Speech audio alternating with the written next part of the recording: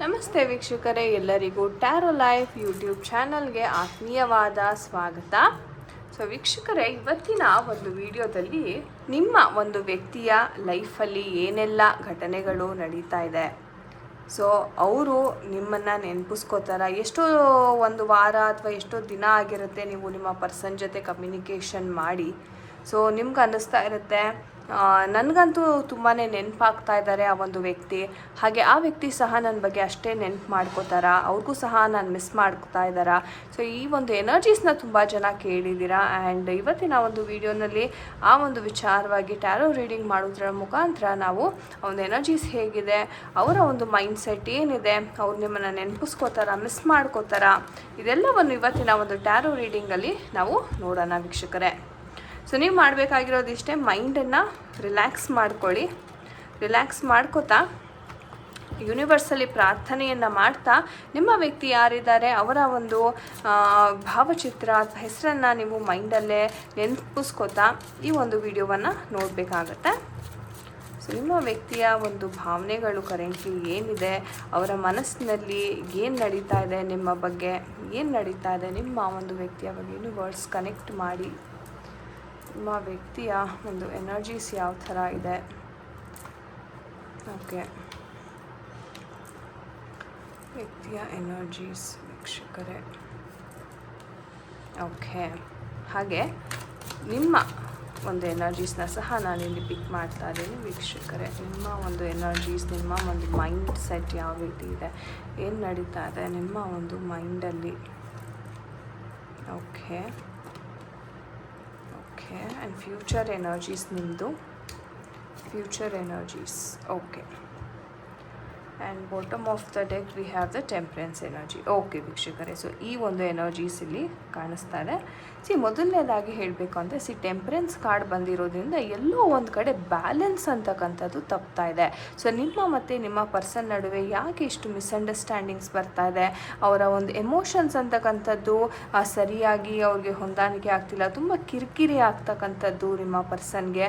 ಹಾಗೆ ನಿಮ್ಮ ಪರ್ಸನ್ ಎಷ್ಟೇ ತಾಳ್ಮೆಯಿಂದ ಇರಬೇಕು, ಸರಿ ಮಾಡಬೇಕು ಈ ಒಂದು ರಿಲೇಷನ್ಶಿಪ್ ಅಂತ ಎಷ್ಟೇ ಪ್ರಯತ್ನ ಪಟ್ಟರೂ ಅವರ ಒಂದು ಕೋಪ ತಾಪ ಅವ್ರನ್ನ ಬೆನ್ನು ಬಿಡದೇ ಇರೋ ಥರ ಅವ್ರಿಗೆ ಹಿಡಿದಿಟ್ಕೊಂಡಿದೆ ಅಂತಲೇ ಹೇಳಬಹುದು.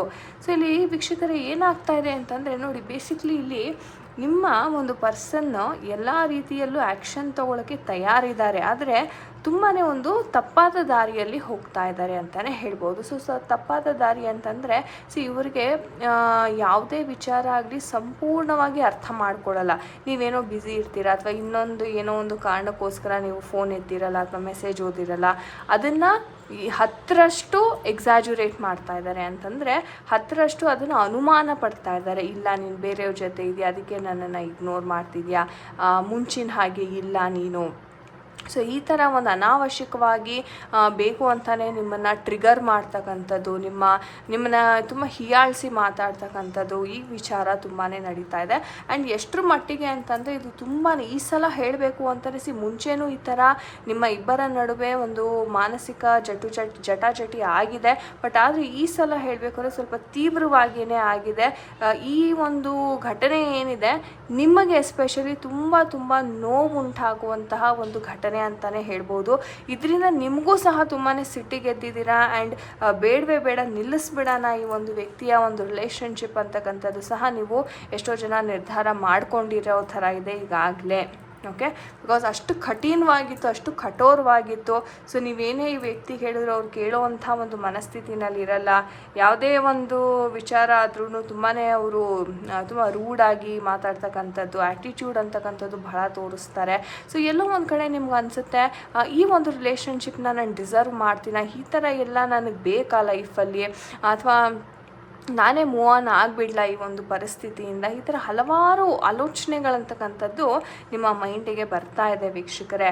ಹಾಗೆ ನೀವು ಯೋಚನೆ ಮಾಡ್ತಾ ಇದ್ದೀರಾ ಈ ಒಂದು ವ್ಯಕ್ತಿ ಏನಿದೆ ಮತ್ತೆ ಕಮ್ಯುನಿಕೇಷನ್ ಮಾಡ್ತಾರೆ, ಮತ್ತೆ ನನಗೊಂದು ಅವಕಾಶ ಸಿಗುತ್ತಾ ಅಂತ.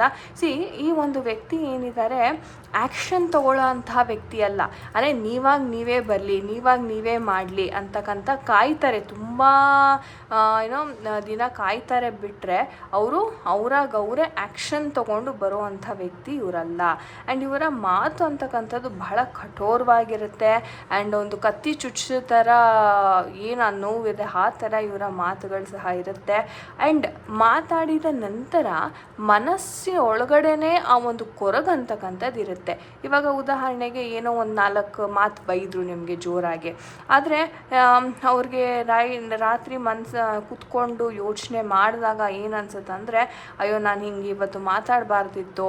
ಆದರೆ ನಾನು ಮತ್ತೆ ನಿಮ್ಮ ಹತ್ರ ಸಾರಿ ಕೇಳಿದ್ರೆ ತನ್ನ ವ್ಯಾಲ್ಯೂ ಕಮ್ಮಿ ಆಗುತ್ತೆ ಅನ್ನೋ ಒಂದು ಕಾರಣಕ್ಕೆ ಆ ನೋವನ್ನು ಇವರು ಮನಸ್ಸಿನಲ್ಲೇ ಇಟ್ಕೊಂಡು ಕೊರಗ್ತಾರೆ ವಿನಃ ಯಾವುದೇ ಕಾರಣಕ್ಕೂ ನಿಮ್ಮ ಬಳಿ ಬಂದು ಇಲ್ಲ ನಾನು ಮಾಡಿ ತಪ್ಪಾಯಿತು, ನಾನು ಆ ಥರ ನಡ್ಕೋಬಾರ್ದಿತ್ತು, ಆ ಕ್ಷಮೆ ಕೇಳುವಂತಹ ಒಂದು ಮನಸ್ಥಿತಿ ಇವ್ರಿಗೆ ಇರೋದಿಲ್ಲ. ಆ್ಯಂಡ್ ಹೇಳಬೇಕು ಅಂತಂದರೆ ಈ ಒಂದು ವ್ಯಕ್ತಿ ಎಷ್ಟೇ ಒಂದು ನಿಮಗೆ ಬೈದಿದ್ರು, ಹೊಡೆದಿದ್ರು ಅಥವಾ ಏನೋ ಒಂದು ಕೆಟ್ಟ ಮಾತು ಅಂದಿದ್ರು ಎಲ್ಲೋ ಒಂದು ಕಡೆ ಜವಾಬ್ದಾರಿ ಅಂತಕ್ಕಂಥದ್ದು ಇನ್ನೂ ಇದೆ ಈ ವ್ಯಕ್ತಿಗೆ, ಬಿಟ್ಕೊಡೋದಕ್ಕೆ ಇನ್ನೂ ರೆಡಿ ಇಲ್ಲ. ಸೊ ನೀವೇ ಬರಲಿ, ನೀವೇ ಪ್ಯಾಚಪ್ ಆಗಲಿ ಅಂತ ಸಹ ಈ ವ್ಯಕ್ತಿ ಇನ್ನೂ ವೆಯ್ಟ್ ಮಾಡ್ತಾ ಇದ್ದಾರೆ ಅಂತಲೇ ಹೇಳಬಹುದು. ಹಾಗೆ ವೀಕ್ಷಕರೇ, ನಿಮ್ಮ ಒಂದು ಎನರ್ಜೀಸ್ ನೋಡಿದ್ರೆ ಈಗ ಆಲ್ರೆಡಿ ಕನ್ಫ್ಯೂಷನ್ ಸ್ಟೇಟಲ್ಲಿ ಸುಮಾರು ಜನ ಇದ್ದೀರಾ. ಹೌದು, ಯಾಕಂದರೆ ಆ ಒಂದು ಬಿಹೇವಿಯರ್, ಅವರ ಒಂದು ನಡವಳಿಕೆ ಯಾವ ರೀತಿ ಇತ್ತು ಅಂದರೆ ನಿಮ್ಮ ಮೇಲೆ ನಿಮಗೇನೆ ಒಂದು ರೀತಿ ಅನುಮಾನ ಶುರು ಆಗಿಬಿಟ್ಟಿದೆ.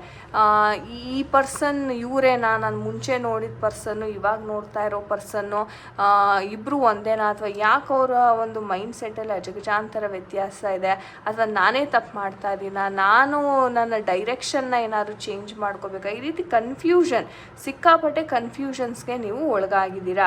ಹಾಗೆ ವೀಕ್ಷಕರೇ, ತುಂಬ ಇನ್ಸೆಕ್ಯೂರ್ ಫೀಲ್ ಆಗ್ತಾ ಇದ್ದೀರಾ ಅಂತಲೇ ಹೇಳ್ಬೋದು. ಹಣಕಾಸಿನ ವಿಚಾರವಾಗಿ, ಪ್ರೀತಿ ವಿಚಾರವಾಗಿ ತುಂಬ ಇನ್ಸೆಕ್ಯೂರಿಟೀಸ್ ನಿಮ್ಮ ಪರ್ಸನ್ನೇ ಕೊಡ್ತಾ ಇದ್ದಾರೆ ನಿಮಗೆ. ಯಾಕಂದರೆ ಅವರು ನಡವಳ್ಕೊಳ್ತಾ ಇರೋಂಥ ರೀತಿ ಏನಿದೆ ನಿಮಗೆ ಒಂದು ರೀತಿ ಹೇಳಬೇಕಂದ್ರೆ ಭಯ ಹುಟ್ಟಿಸ್ತಾ ಇದೆ. ಮುಂದೆ ಹೆಂಗಪ್ಪ ಜೀವನ, ಇವ್ರ ಜೊತೆ ನಾನು ಕೋಪಪ್ಪ ಆಗ್ತೀನಾ ಇಲ್ವಾ? ಸೊ ಆ ಇನ್ಸೆಕ್ಯೂರ್ ಫೀಲಿಂಗ್ ಅಂತಕ್ಕಂಥದ್ದು ತುಂಬ ಕಾಡಿಸ್ತಾ ಇದೆ. ಬಟ್ ಎಲ್ಲೋ ಒಂದು ಕಡೆ ನೀವು ಇನ್ನೂ ಒಂದು ಅವಕಾಶ ಕೊಡೋಣ ಅಂತ ಸಹ ಎಷ್ಟೋ ಜನ ರೆಡಿ ಇದ್ದೀರಾ.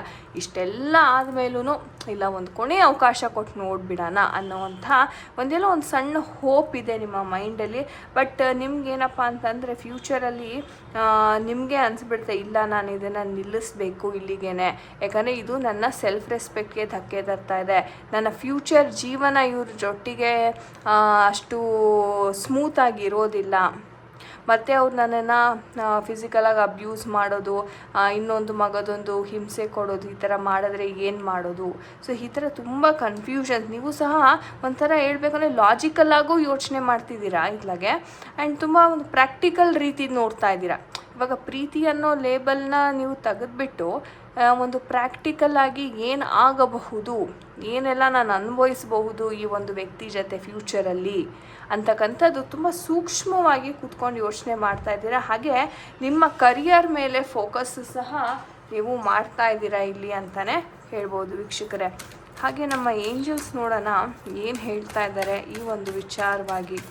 ಏಂಜಲ್ಸ್ ನಮ್ಮ ವೀಕ್ಷಕರಿಗೆ ಕೊಡಿ. ಸೊ ನೋ ಅಂತ ಹೇಳ್ತಾ ಇದ್ದಾರೆ. ಸೊ ಈ ಪ್ರೀತಿ ಅಷ್ಟು ನಿಮಗೆ ಬೇಡ, ರೊಮ್ಯಾನ್ಸ್ ಫ್ಯೂಚರಲ್ಲಿ ಬರುತ್ತೆ ನಿಮಗೆ, ಪಾಸಿಟಿವ್ ಆಗಿರಿ, ಬಿ ಅಸರ್ಟಿವ್ ಅಂತ ಹೇಳ್ತಿದ್ದಾರೆ. ನೋಡಿ ವೀಕ್ಷಕರೇ, ಎಷ್ಟು ಅದ್ಭುತವಾಗಿ ಏಂಜಲ್ಸ್ ಒಂದು ಮೆಸೇಜಸ್ನ ಹೇಳ್ತಾ ಇದ್ದಾರೆ. ಸೊ ಈ ಒಂದು ಸಂಬಂಧ ಏನಿದೆ, ನೀವು ಏನು ಮತ್ತೆ ಅವಕಾಶ ಕೊಡಬೇಕು ಅಂತ ಇಲ್ಲಿ ಕಾಯ್ತಿದ್ದೀರಾ, ಬೇಡ ಅಂತ ಹೇಳ್ತಾ ಇದ್ದಾರೆ ಏಂಜಲ್ಸ್. ಯಾಕಂದರೆ ಈ ಒಂದು ವ್ಯಕ್ತಿಯ ಒಂದು ಗುಣ ಹೇಗಿದೆ, ನಾಯಿ ಬಾಲ ಯಾವತ್ತಿದ್ರೂ ಡೊಂಕು ಅಂತಾರಲ್ಲ ಆ ಥರ. ಸೊ ಎಷ್ಟೇ ಅವಕಾಶಗಳನ್ನು ಕೊಟ್ಟರು ಈ ಒಂದು ವ್ಯಕ್ತಿ ಆ ಒಂದು ಅವಕಾಶವನ್ನು ತುಂಬ ಮಿಸ್ಯೂಸ್ ಮಾಡ್ಕೋತಾರೆ, ಅದನ್ನು ಗ್ರಾಂಟೆಡ್ ಆಗಿ ತೊಗೊಳ್ತಕ್ಕಂಥ ಸನ್ನಿವೇಶಗಳೇ ಜಾಸ್ತಿ. ಹಾಗಾಗಿ ನೀವು ನಂಬಿ, ನೀವು ಪಾಸಿಟಿವ್ ಆಗಿದ್ದರೆ ರೊಮ್ಯಾನ್ಸ್ ಅಂತಕ್ಕಂಥದ್ದು ನಿಮ್ಮ ಲೈಫಲ್ಲಿ ಬರುತ್ತೆ.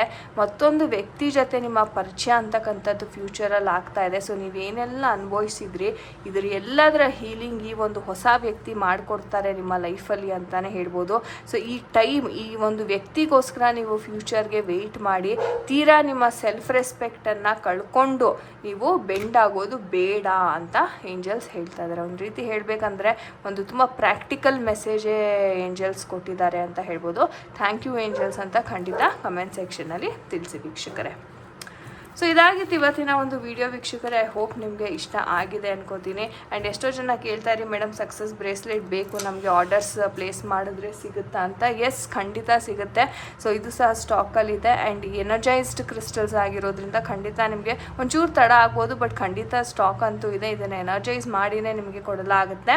ಸೊ ಈ ಒಂದು ಸಕ್ಸಸ್ ಬ್ರೇಸ್ಲೆಟ್ ಯಾರೆಲ್ಲ ನಿಮ್ಮ ಒಂದು ಹಣಕಾಸಿನ ವಿಚಾರದಲ್ಲಿ ಸ್ಟಕ್ ಆಗಿದ್ದೀರಾ, ಕೆಲಸದ ವಿಚಾರದಲ್ಲಿ, ಹಾಗೆ ಕೈಗೆ ಬಂದದ್ದು ಬಾಯಿಗೆ ಬರ್ತಿಲ್ಲ, ಸೊ ಈ ಥರ ಒಂದು ಸಿಚುವೇಶನ್ಸಲ್ಲಿ ಯಾರೆಲ್ಲ ಇದ್ದೀರಾ, ನಿಮಗೆ ಹೇಳಿ ಮಾಡಿಸಿದಂಥ ಒಂದು ಬ್ರೇಸ್ಲೆಟ್ ಅಂತಲೇ ಹೇಳ್ಬೋದು ವೀಕ್ಷಕರೇ. ಸೊ ಯಾರಿಗೆಲ್ಲ ಈ ಒಂದು ಬ್ರೇಸ್ಲೆಟ್ ಬೇಕಾಗಿದೆ, ಡಿಸ್ಕ್ರಿಪ್ಷನ್ ಬಾಕ್ಸಲ್ಲಿ ಕೊಟ್ಟಿರ್ತಕ್ಕಂಥ ನಂಬರ್ಗೆ ವಾಟ್ಸಪ್ ಮಾಡಿ ಇದರ ಪ್ರೈಸ್ ಎಷ್ಟಾಗುತ್ತೆ, ಡೆಲಿವರಿ ಯಾವಾಗ ಸಿಗುತ್ತೆ ಅಂತಕ್ಕಂಥ ಮಾಹಿತಿಯನ್ನು ನೀವು ಪಡ್ಕೋಬೋದಾಗಿದೆ. ಸೊ ಒಳ್ಳೆಯದಾಗಲಿ ಅಂತ ಹೇಳ್ತಾ ಮತ್ತೊಮ್ಮೆ ಇಂಟ್ರೆಸ್ಟಿಂಗ್ ವಿಡಿಯೋಂದಿಗೆ ಮತ್ತೆ ಭೇಟಿಯಾಗೋಣ ವೀಕ್ಷಕರೇ. ಎಲ್ಲರಿಗೂ ನಮಸ್ತೆ. ಹರೇ ಕೃಷ್ಣ ಎವ್ರಿವನ್.